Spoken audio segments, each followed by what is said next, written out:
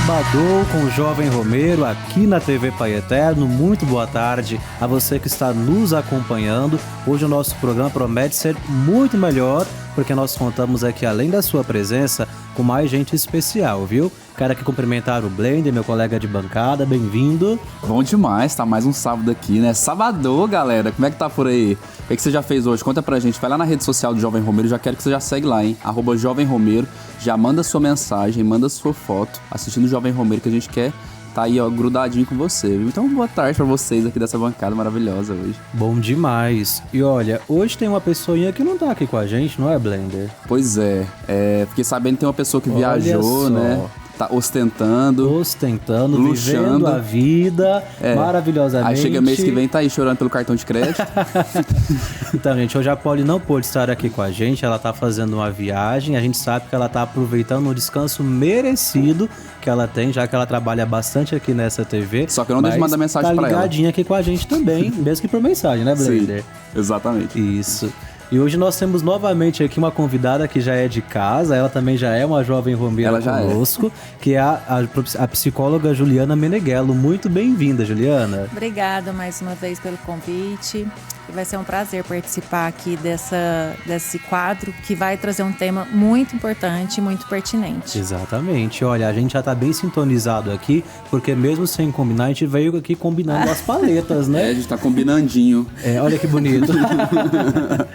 E hoje nós estamos aqui para falar de um tema muito especial e muito importante, que a Juliana já começou a nos dizer. O mês Setembro Amarelo é a campanha de conscientização sobre a prevenção do suicídio que mobiliza a sociedade desde 2013. O objetivo é reduzir o número de casos, combatendo tabus e oferecendo apoio. Quando falamos desse problema, devemos ter em mente que ele também atinge os jovens. Por isso, Juliana, gostaria de perguntar a você qual a importância do mês Setembro Amarelo também para os nossos jovens. Então, essa questão, ela assim é fundamental, porque muitas vezes a própria fase da adolescência, que é tido como a fase da onipotência, existem algumas características, por exemplo, da depressão, da ansiedade no jovem, que passa despercebido por ser essa fase da onipotência. Entendi. Então, é mais importante que eu falo no sentido da gente ter um olhar especial para essa faixa etária, porque nós temos aí já, né, as pesquisas mostram que o suicídio é a terceira causa entre os jovens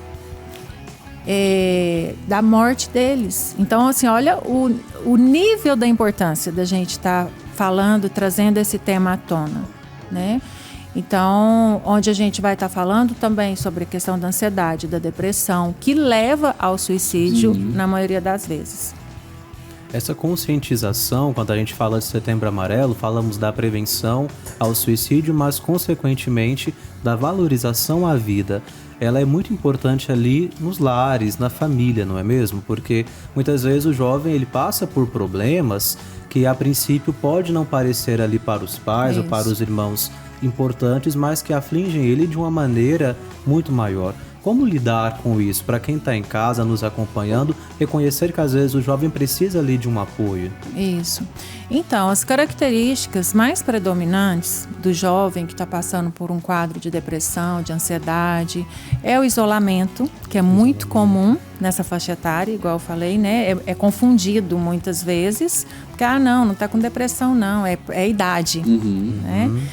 A revolta, a rebeldia, isso. Como se fosse apenas algo passageiro. Exatamente, por conta dessa Já é um sinal de alerta isso daí, então. Já é um sinal de alerta, a questão do isolamento, a baixa autoestima. Porque às vezes a pessoa também pode ser introspectiva. Exato. Como é que faz para dar essa diferenciada assim?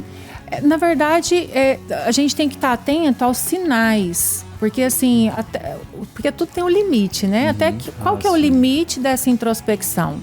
Qual que é o limite? Porque se é uma pessoa que fica frequentemente dentro do quarto, se é uma pessoa que os adultos ali, os cuidadores percebem que ela está com a baixa autoestima, falta de motivação, a tendência de isolamento, tudo isso já é indício de que pode estar passando por um quadro depressivo, né? Então, assim, o que seria o ideal? O adulto aproximar mais, ter o apoio da família, o adulto aproximar mais desse jovem, dialogar mais, né? Porque a gente sabe que muitos estão inseridos num ambiente familiar em que não há diálogo, não há essa amizade entre os membros desse núcleo familiar, e o apoio familiar é fundamental para que o jovem não venha a vias de fato, né? Doutora, mas e quando o causador desse jovem ficar dentro do quarto, não querer se socializar, não ter uma boa relação com a família, é a própria família? Porque às vezes acontece, né? Da própria família ser o causador do problema. Muitas vezes, né? Demais. Desse isolamento. Então, tem que ter uma rede de apoio. Eu chamo de rede de apoio, Blender, não necessariamente membros da família. Então, assim, legal. até mesmo na escola, os professores devem também ter esse olhar mais atento, porque eles, depois da família, eles são os que mais ali estão como supervisores, vamos dizer assim, para fazer uma hipótese diagnóstica desse jovem, né?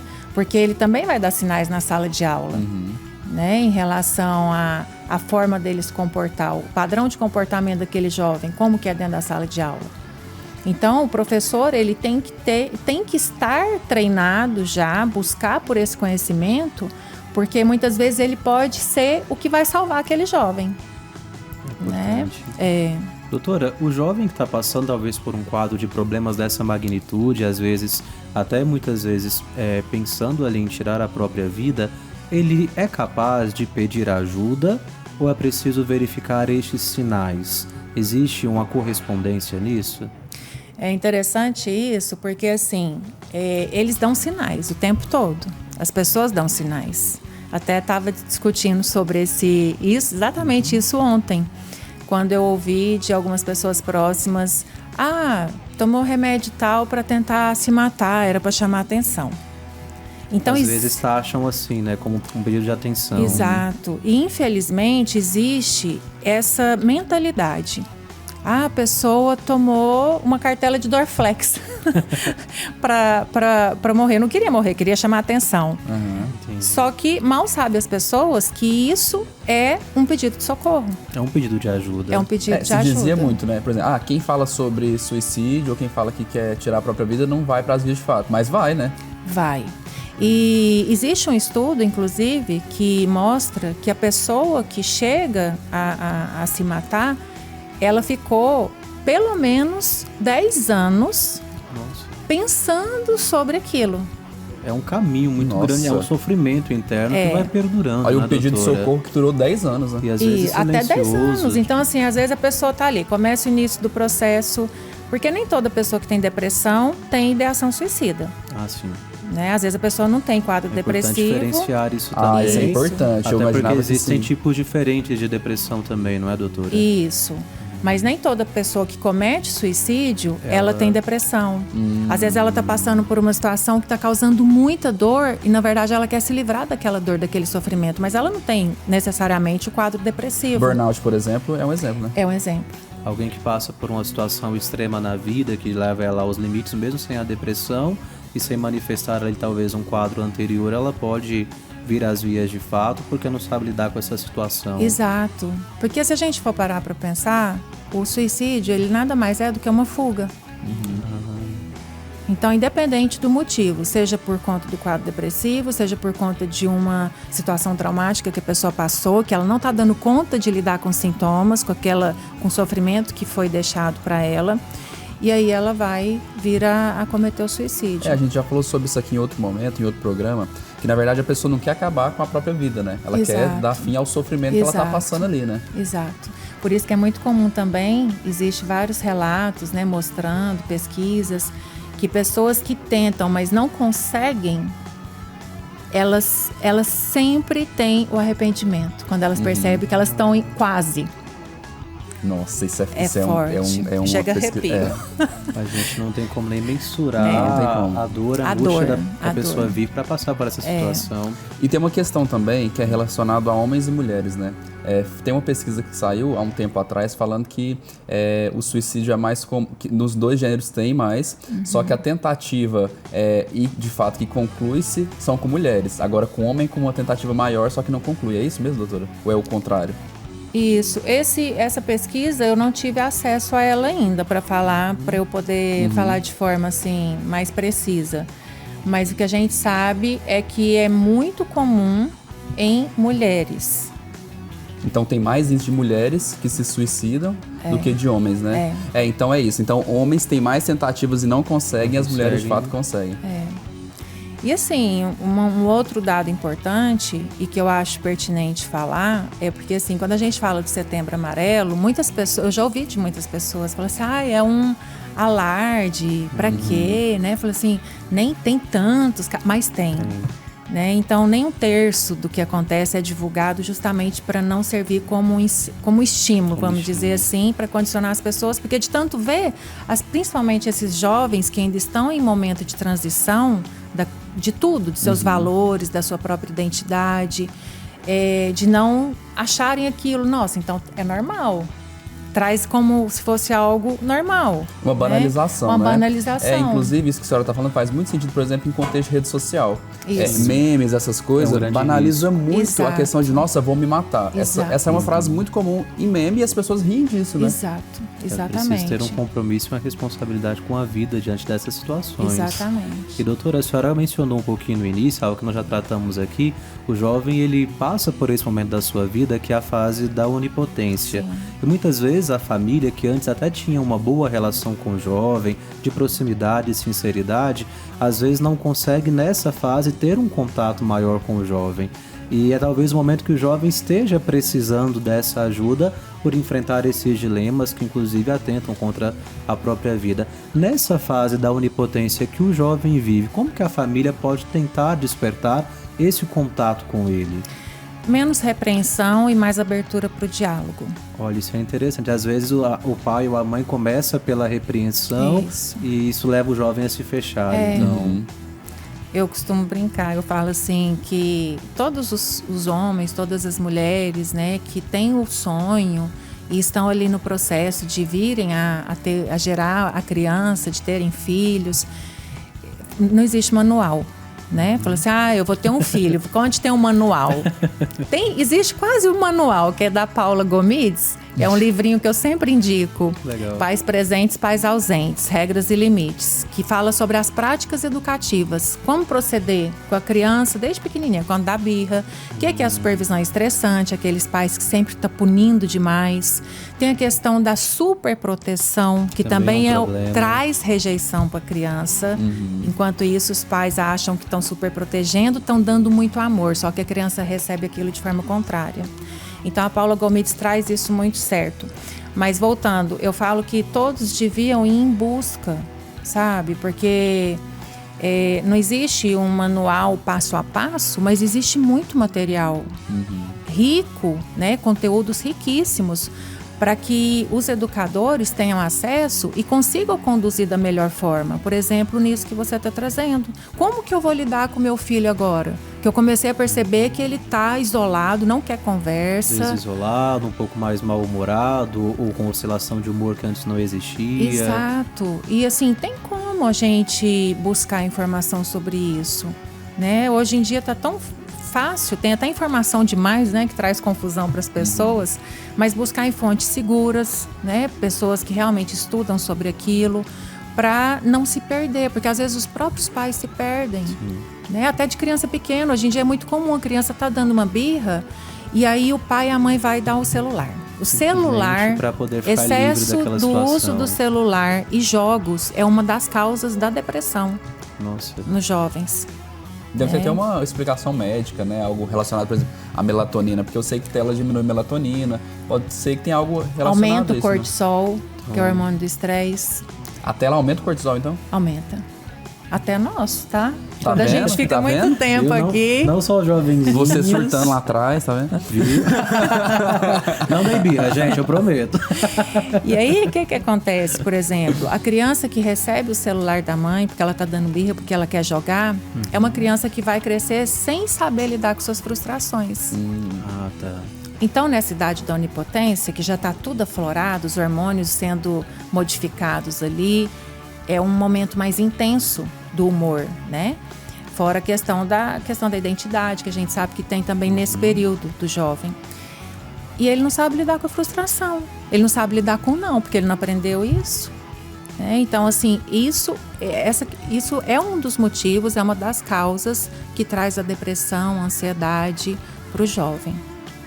E é o momento, muitas vezes, que a família precisa agir naquela hora para conseguir retomar esse contato com o jovem e para impedir, inclusive, que algo como isso possa acontecer. Exato. Pois é. A gente vai para o intervalo agora e daqui a pouquinho a gente volta para continuar a falar sobre esse tema, mas tratar especificamente sobre as doenças da alma. Fique com a gente.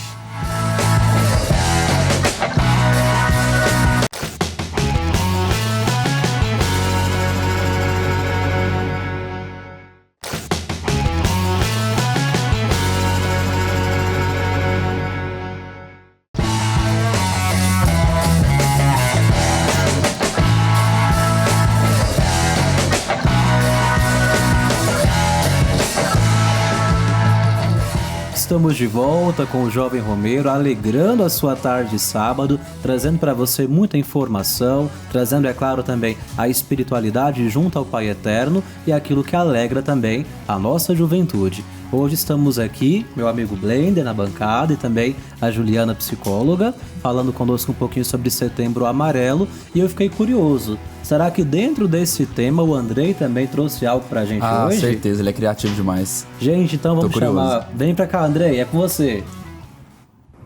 E aí, meu povo, como é que vocês estão? Hoje eu vou falar de um jogo indie no estilo pixel art, vencedor de vários prêmios em 2018, quando ele foi lançado, e que dá uma aula de como desenvolver uma história. Você já sabe de que jogo que eu tô falando? Conhece? Então fica aí que eu já vou te mostrar. Celeste é um jogo de plataforma que conta a história de Madeline, uma jovem que está disposta a escalar uma misteriosa montanha chamada Celeste. Mas calma que esse não é só um jogo sobre superar obstáculos físicos. A verdadeira jornada de Madeline é emocional e psicológica. Uma luta contra a sua própria ansiedade, depressão e o desejo de encontrar um significado, um sentido para a vida.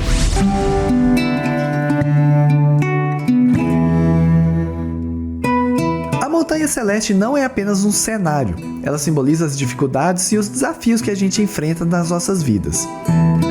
Para Madeline, escalar essa montanha representa enfrentar as suas próprias fraquezas e medos. Cada fase do jogo reflete uma parte dessa luta interna. A cada salto e escalada, Madeline está, na verdade, confrontando partes de si mesma que ela tem dificuldade de aceitar.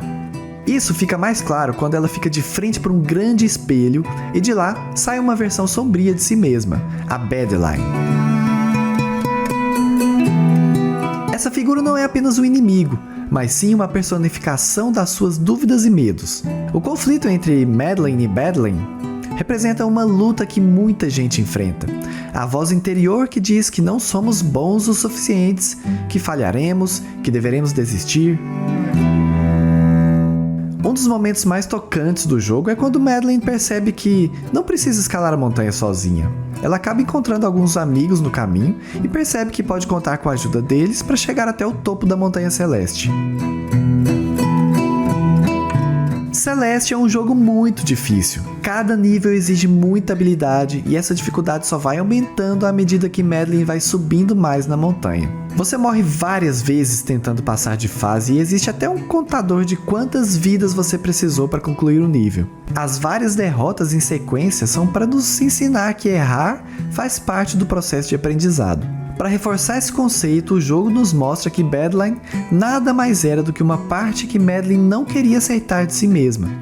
Madeline nunca foi um inimigo, ela só queria estar junto da protagonista, por isso a perseguia incessantemente, dificultando a sua escalada.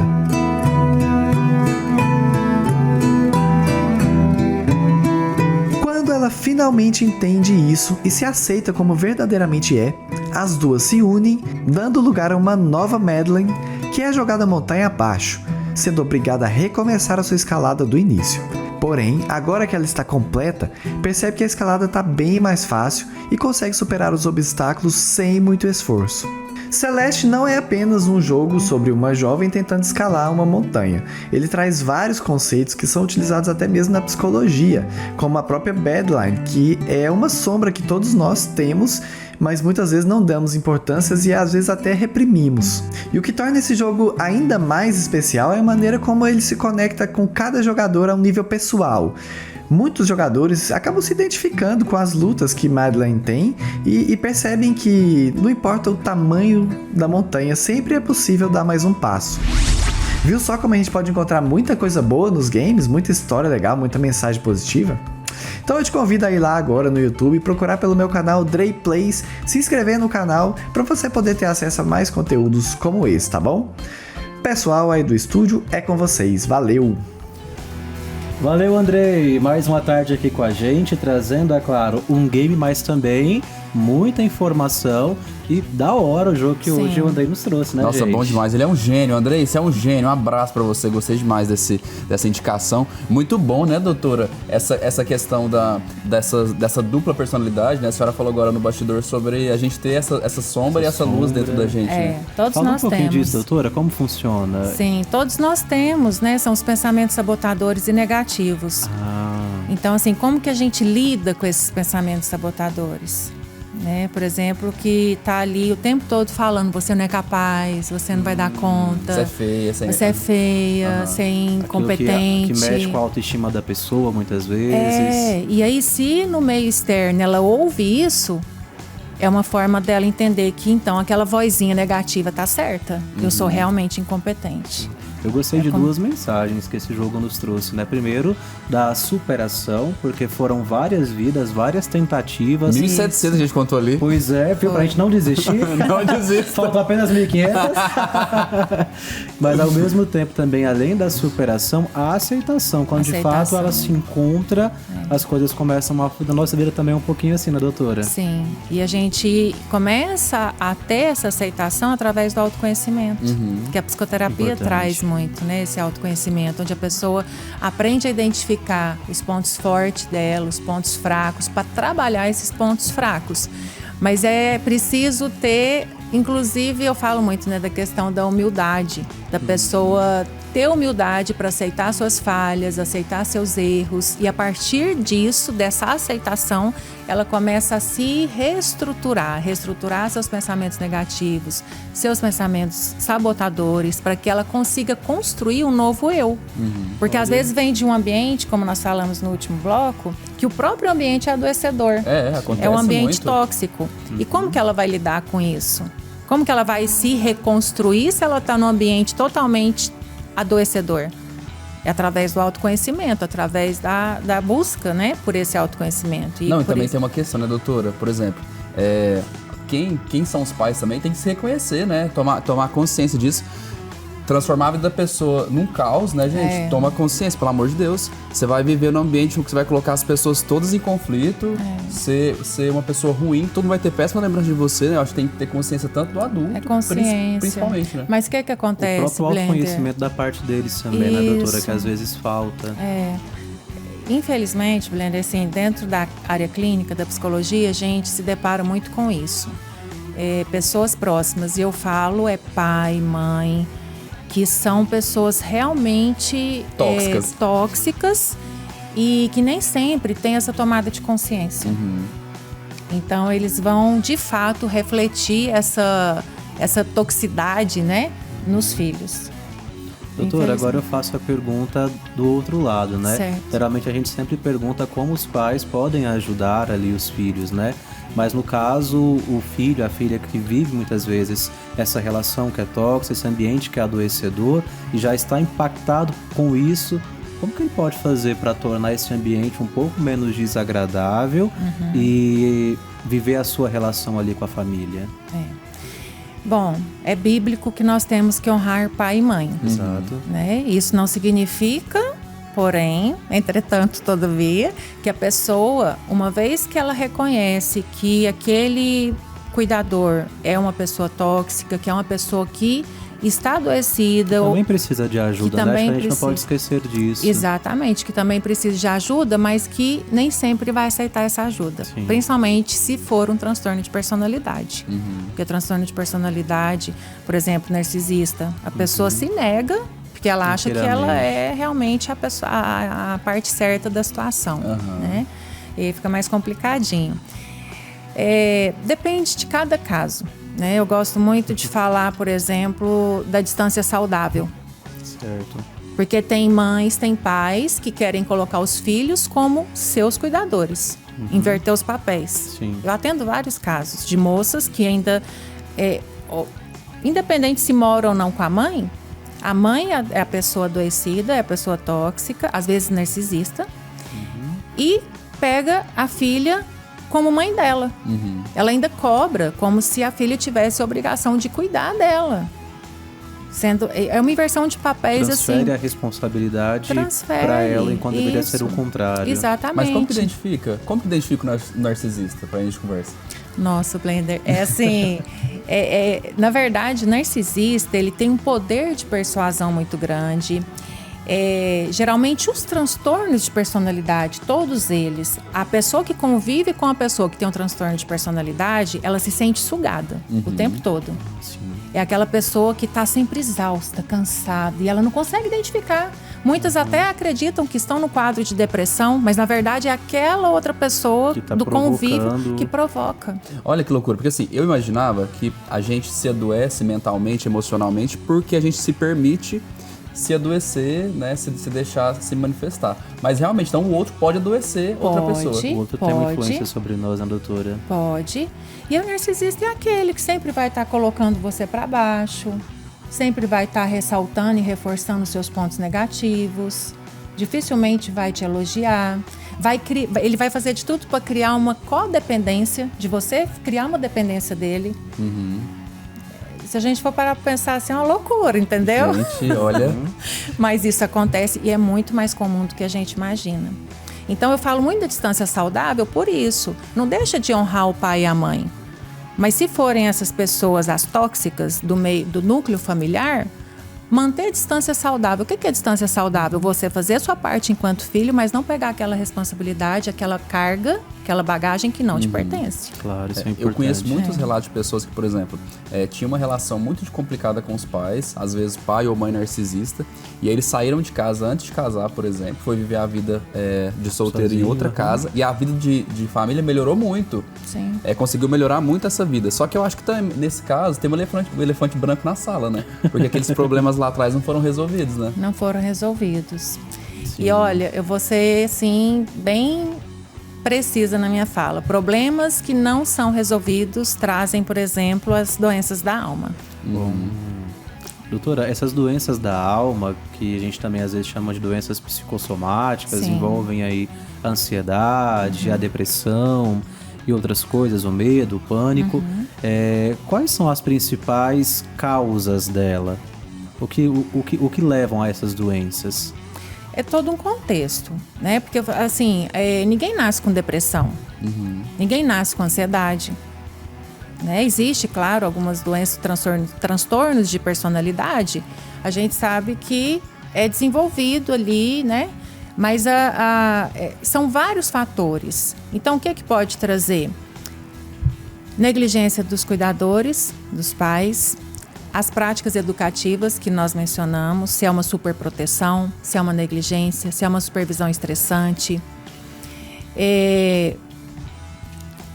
Até mesmo problemas econômicos, problemas climáticos. Tudo isso interfere Tudo também. isso pode interferir para desencadear as doenças psicossomáticas. Separação dos pais, dependendo da forma que os pais lidam com a separação. Por exemplo, é muito mais comum haver alienação parental dentro das separações do que algo amigável, né? Dos pares ali, uma vez separados, trazerem a saúde mental e emocional da criança, né? Então, assim, os adultos é os que devem, primeiramente, ter tomada de consciência para saber, se eu falar isso, eu vou estar interferindo de forma negativa, eu vou estar trazendo mais saúde emocional para o meu filho, eu vou estar colocando ele contra a mãe dele, ele contra o pai dele, como que eu tenho que conduzir? Tá escutando, né? Pai, mãe que tá aí ouvindo a gente. O Alecrim Dourado. O Alecrim Dourado também. Não seja um estorvo na vida da outra pessoa, só fala coisa boa pro outro. Se a Paula estivesse aqui, ela diria, melhore. Melhore. Porque, assim, os adultos têm que ter essa consciência, né? Sim. Não, nós separamos, independente do motivo, mas a criança não tem culpa. A criança, na verdade, é um fruto ali daquela relação que teve. A gente considera até, vamos dizer até, como, não gosto de falar isso, porque eu falo que a vitimização é um passo para a estagnação e para a não evolução. Mas, assim, a criança é a vítima da história, né? E dependendo da idade, ela não vai ter condições por si só de procurar ajuda. Se é uma criança de 5, 6 anos que sofre com alienação parental, ela não tem capacidade de raciocínio ainda para discernir e resolver esse problema. Porque, dependendo da idade, o próprio filho fala. Eu já escutei isso também, muito, dentro do consultório. Mãe, isso é problema seu com o papai, resolve com ele. A consciência que às vezes a criança e adolescente já vai criando, né? Exato. Eu achei interessante quando você mencionou aí sobre a importância dos pais de terem esse olhar atento com a saúde emocional ali dos filhos, porque é algo muito próprio do nosso tempo também, né? Essa preocupação com a saúde, que não é apenas física, biológica, mas é também emocional. E quando a gente fala de valorização à vida e de rede de acolhida, de apoio, precisamos chamar a atenção para isso, para as pessoas que estão em casa. Talvez a melhor forma que elas têm para prevenir ali o suicídio, inclusive para lidar também com essas doenças psicossomáticas, é de promover um ambiente que seja saudável para a sua família, um ambiente que seja saudável para aqueles que convivem ali do ponto de vista também emocional. Com certeza. E eu pergunto a você também, de um modo muito claro, doutora, a gente vê, vez ou outra em alguns estudos, que é crescente essas doenças da alma na juventude. Será porque isso afeta, parece que um pouco mais os jovens do que as pessoas mais velhas nesse momento? É justamente pelo que a gente falou, a própria fase da onipotência, onde naturalmente já existe essa tendência de isolar-se, os pais deixam de ser o papai e a mamãe e muitas vezes passam a ser os rivais, né? É muito comum na fase, nós já fomos adolescentes, é muito comum na fase da adolescência a gente ter aquele repertório, meu pai não me entende, minha mãe não me entende, então eu prefiro conversar, ninguém me compreende, prefiro conversar com uma amiga, e geralmente amiga da mesma idade, então elas vão falar a mesma língua, né? Só quem tá pior. Às vezes é uma competição de quem tá pior. De quem tá pior. Então, assim, é muito importante que haja o acolhimento e principalmente a abertura para o diálogo. E para haver abertura para o diálogo, nessa fase da onipotência, é importante que não haja repreensão, não haja tanta punição, porque nem sempre a punição vai ser o caminho para a educação. Né, e para conciliação. Então, assim, os pais... Só que o que acontece? Muitos pais têm receio de dar essa abertura, porque eles acreditam que dando essa abertura, eles não vão ter autoridade. Confundem, né, o que é a autoridade com autoritarismo. Exato. Né? Fala assim, não, se eu der essa abertura, minha filha não vai mais me respeitar. Ela vai me ver como uma amiga, eu sou mãe dela. Olha só.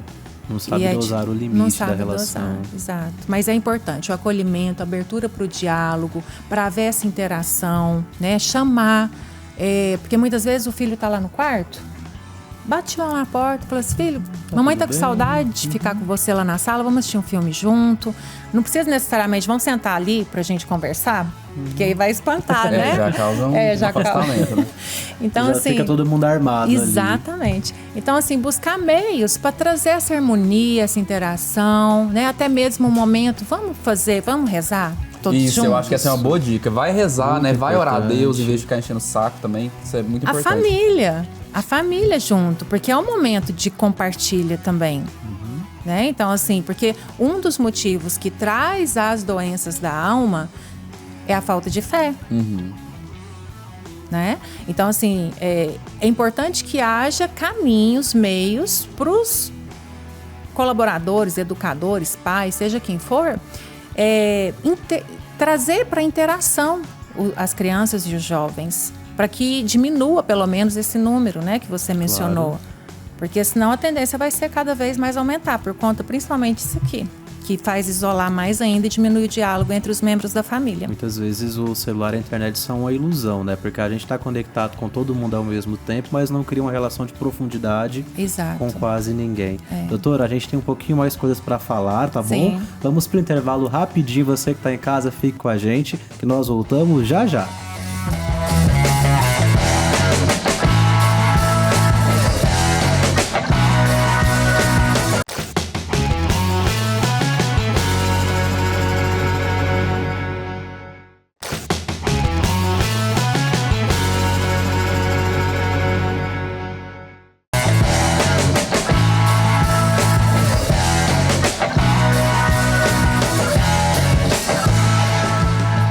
Estamos de volta com o Jovem Romero.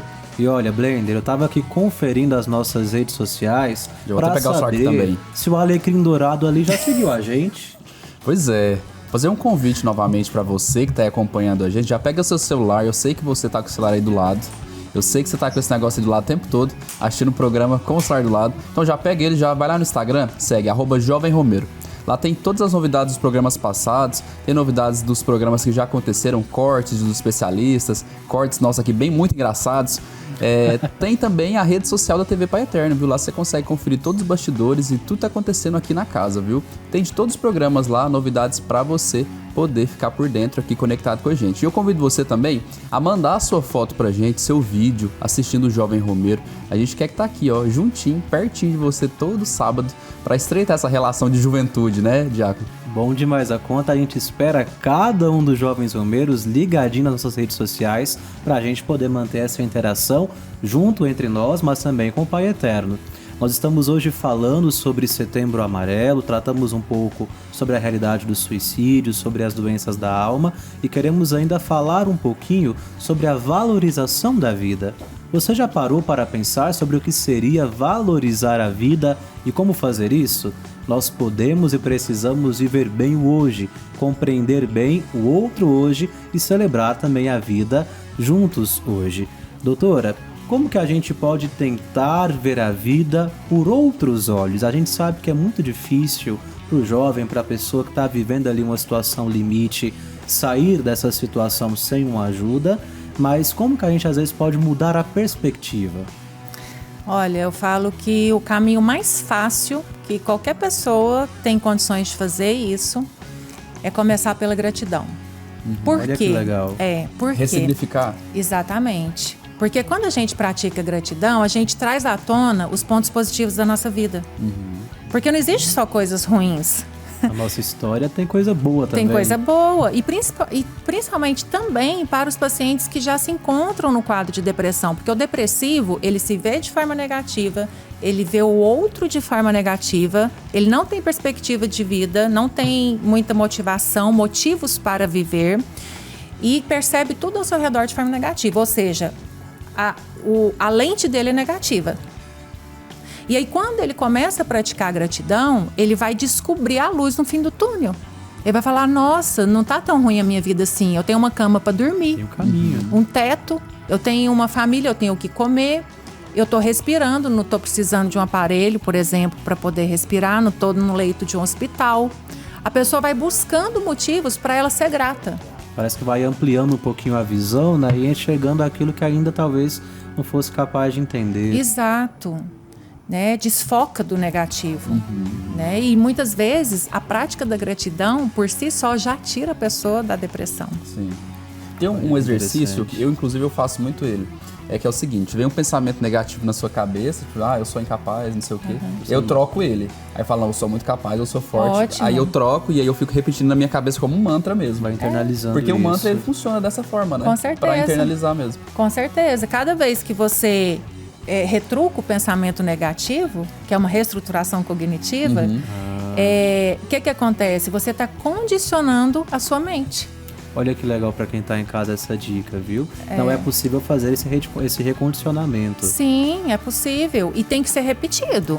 Porque, igual nós falamos no último bloco, tem a sombra, o tempo todo a sombra tá com a gente. Entendeu? E ela é todo ser importante humano. também, né? Ela tem seu papel, não tem? Sim, com certeza. Até mesmo, por exemplo, se a gente for pegar o medo, ele também funciona como uma forma da gente sobreviver, né? Porque imagina se a gente não tivesse medo de nada, tanta coisa que a gente faria. É uma forma de proteção também, né? Isso, de proteção da nossa própria vida. Olha só, né? que legal. Então, mas é importante a gente condicionar nossa mente de forma positiva, porque se a gente não fizer isso, não buscar recursos para isso, e a gratidão, a busca da aproximação, independente de religião, de trazer Deus para a nossa vida, né? Eu falo muito isso, da espiritualidade, porque às vezes a pessoa é evangélico, é católica, então assim, deixa de lado a religião um pouquinho, coloca Deus como centro da sua vida. É a saúde espiritual, né? Que ela é importante, é um pilar da saúde mesmo. Exato, né? Porque aí você vai ter a convicção de que existe coisas boas na sua vida, de que não cai uma folha da árvore se não for da vontade de Deus, que tudo tem um motivo. Muitas vezes a pessoa está passando por um processo muito difícil e ela pensa que Deus esqueceu dela. Falou não assim, consegue ver além daquilo. Às vezes deixa até de acreditar. Fala assim, existisse Deus mesmo, eu não estaria passando por isso. Eu não teria perdido minha mãe, não teria perdido meu pai. Mas tudo tem um propósito, tudo tem a mão de Deus. Então, por isso que eu falo, independente da religião da pessoa ter essa convicção. Porque até os momentos difíceis, ela vai saber reestruturar melhor, de forma mais tranquila, menos dolorosa, se ela tiver essa convicção. E sabe, doutora, quando a senhora apontou essas realidades, o quanto a fé e a espiritualidade, ela é importante para a saúde também da pessoa, inclusive a saúde mental e psíquica, né? Exato. Quando a gente fala um pouquinho sobre suicídio, às vezes vem à tona aquele pensamento que nada tem de verdade. Por exemplo, a pessoa se suicidou porque não tinha Deus no coração, ou porque faltou fé. Não é isso, gente. Muitas vezes a pessoa, ela tem uma relação de fé, ela de fato ama a Deus, mas o sofrimento é tamanho que ela não consegue uma outra forma para se livrar daquilo. Mas é claro, a fé é também o caminho pelo qual as pessoas que estão passando por essas doenças da alma, por essas dificuldades, para encontrarem ali aquela esperança para continuar. Como a senhora citou, parece aquela luzinha no fim do túnel. O caminho que a pessoa encontra para parar de ser apenas pessimista e conseguir enxergar outras perspectivas também na sua vida. E por isso, é claro, a pessoa que passa por uma depressão ou por algum outro tipo de doença psicossomática precisa sim de um acompanhamento sério, médico, psicológico, quando necessário também da medicação, mas nesse caminho também a fé é um grande aliado. É um grande aliado. É interessante isso que você trouxe, porque a pessoa, por exemplo, que nem você está falando, se fosse assim, não teríamos tantos padres, tantos pastores com depressão. Que também acomete. Que acomete. Olha a importância. Aí você falou, Blender, sobre a reestruturação cognitiva que você já faz, né? Que é esse condicionamento mental. Por isso que eu falo, mente, corpo e espírito. São pilares, né? São os três pilares. Né? São os três pilares que nos compõem. Então, assim, se eu cuido da minha saúde espiritual, se eu cuido da minha saúde mental, que é aprender a lidar com os meus pensamentos negativos, com as sombras, se eu cuido da minha saúde física, porque as doenças psicossomáticas, essas doenças da alma, o que são as doenças psicossomáticas? São aquelas doenças que são manifestadas no nosso corpo, porque o nosso corpo não fala, ele grita. Eu gosto muito de usar essa expressão. Temos vários exemplos, doenças gastrointestinais, problemas... Alopécia, né? Isso, alergias de todas as espécies, doenças cardiovasculares e até mesmo câncer.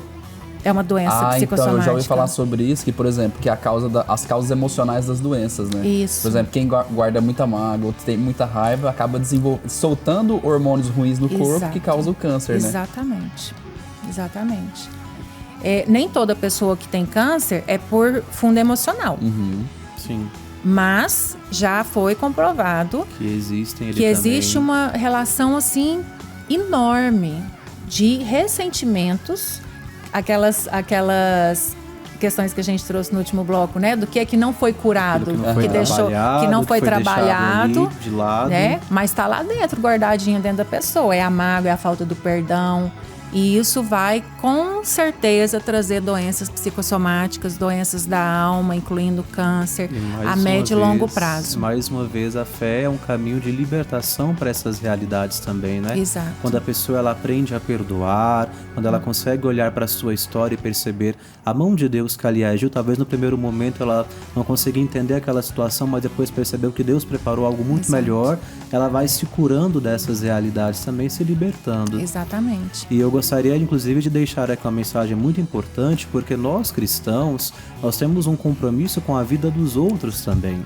Nós somos irmãos e a nossa fé nos impele nesse cuidado com o próximo. Por isso, falar sobre valorização da vida, sobre saúde emocional, quer dizer também que nós temos uma responsabilidade, uma missão junto ao Pai Eterno de fazer com que as outras pessoas também sejam melhores e se sintam melhores. Por isso, muitas vezes, a igreja é um lugar muito importante para formar essa rede de acolhida, né? Com certeza. Às vezes, quem está com problema em casa, mas não consegue lidar com o problema em casa ou no trabalho, na igreja encontra outra pessoa que é capaz de escutar, que é capaz de rezar com ela e rezar por ela, e ali ela se sente amada, se sente acolhida. Exato. Então, não nos esquecermos da importância e da responsabilidade que nós temos junto do outro, porque nós somos colocados nessa relação pelo próprio Pai Eterno. Exatamente. Essa é uma rede de apoio, né? Então, assim, quando você me perguntou a respeito do que a pessoa pode fazer, eu falei da gratidão como primeiro passo, e o Blender falou da reestruturação cognitiva, o ambiente, as igrejas que você mencionou, que ambiente que eu estou inserida? Porque se a pessoa já está mal e ela vai, por exemplo, sair à noite, onde tem ali toda uma energia que não vai contribuir para a recuperação dela. Pelo contrário, são pessoas que estão ali muitas vezes sob o uso de álcool. Enfim, De novo, pior do que ela. pior do que ela. Muitas vezes com traumas, com situações não resolvidas. E que é muito comum nesses ambientes, né? Porque o álcool, por exemplo, é uma fuga. O grande perigo é de você formar uma rede negativa, né? Exato. E ninguém consegue chegar em lugar nenhum com a nova perspectiva. Porque amigo de balada não é amigo. É colega. Gente, colega. isso é muito sério. É assim, um ambiente que eu tô buscando? Porque tudo, nós somos muita energia. Sim. Né? Então, assim, tudo que a gente vê, tudo que a gente ouve, até mesmo música. Se eu tô mal e eu começo a ouvir uma música melancólica, Pior ainda. eu vou piorar. Vira um ciclo ali sem fim. Né? Agora, dependendo do que eu começo a ouvir, aquilo vai aumentar meus neurotransmissores, que vai me trazer sensação de bem-estar. Aí eu falo da saúde física, porque o exercício físico também é um ansiolítico, antidepressivo né, natural. Libera a asnina, dopamina, serotonina, noradrenalina e faz a pessoa se sentir melhor. Então eu falo que o exercício físico, todo ser humano devia praticar. Isso vocês fazem? Eu sim.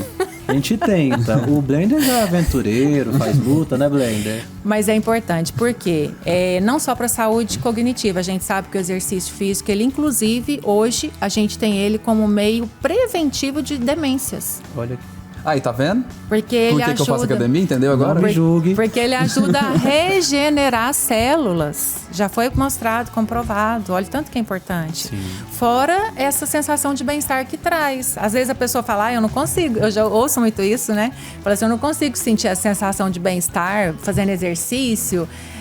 Mas tudo é reestruturação cognitiva. Quando a pessoa está bloqueada para aceitar aquele hábito na vida dela, saudável, que vai promover a sensação de bem-estar, dificilmente ela vai conseguir sentir o bem-estar. É que as pessoas falam assim, ó, nossa, eu tô indo pra academia na força do ódio. Na força do ódio. É igual você falou dos memes.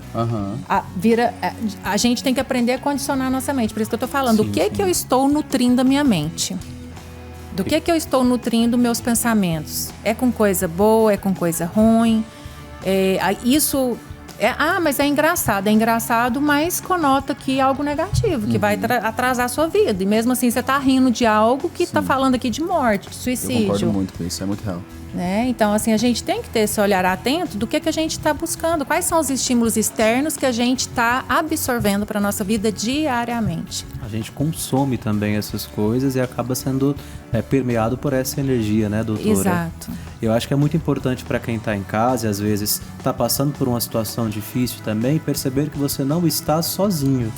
Ao mesmo tempo que aqueles que estão aqui em contato com a gente, ter sempre aquele cuidado e atenção com quem está lá do lado, né? Às vezes a gente consegue enxergar coisas em outras pessoas de outros lugares, mas não tem a devida atenção com quem mora com a gente. Então, nesse mês de setembro, com a campanha Setembro Amarelo, teremos esse cuidado com quem está ao nosso lado para formarmos essa rede de apoio e de acolhida. E dentro dessa rede de apoio e de acolhida, gostaria de lembrar aqui que você que está em casa, talvez está passando por uma situação difícil, liga pra gente também, conversa com a gente aqui com a nossa família de amor. Existe também o conhecido CVV, não é mesmo? Isso, CVV. O Centro de Valorização da Vida, que você liga lá no 188. Talvez seja o primeiro passo para a pessoa poder também se abrir e começar ali um processo terapêutico de recuperação da própria dignidade. Exatamente. Que bom. São meios para a pessoa buscar, que não tem custo Isso. e que pode salvar vidas. E também pode ficar aqui ligado no Jovem Romero, conversar um pouquinho com a doutora Exato. Juliana, está sempre aí disponível conosco. Sim. Doutora, muito obrigado pela sua presença nesse programa. Com certeza nós saímos daqui ainda mais enriquecidos com o que a senhora partilhou com a gente, viu? Gratidão, eu que agradeço vocês mais uma vez pela oportunidade. Eu também aprendo muito com vocês e gratidão a vocês que estiveram aqui presente conosco. E muito obrigado, Blender, por estar com a gente mais uma vez nesse sabadão. Valeu, Diácono, até sábado que vem. E foi uma palestra que a senhora deu aqui hoje, né? Foi muito bom, muito obrigado. Que bom, obrigada. E você a que está vocês. acompanhando, meu abraço para você. Manda sua foto, manda seu vídeo. E reforço, viu? Se precisar conversar com alguém, liga pra gente, 6235069800, que também é o WhatsApp. O pessoal do Call Center, ó, sempre prontinho para falar com você, viu? Para falar com você e para rezar com você. Jovem Romero, a sua vida é um dom precioso do Divino Pai Eterno. Não deixe que esse dom se perca. Volte a sua vida também para a fé, para a oração, que no contato com as pessoas ao seu redor, você possa voltar a ter esperança a cada dia. Fique com Deus e até na próxima semana.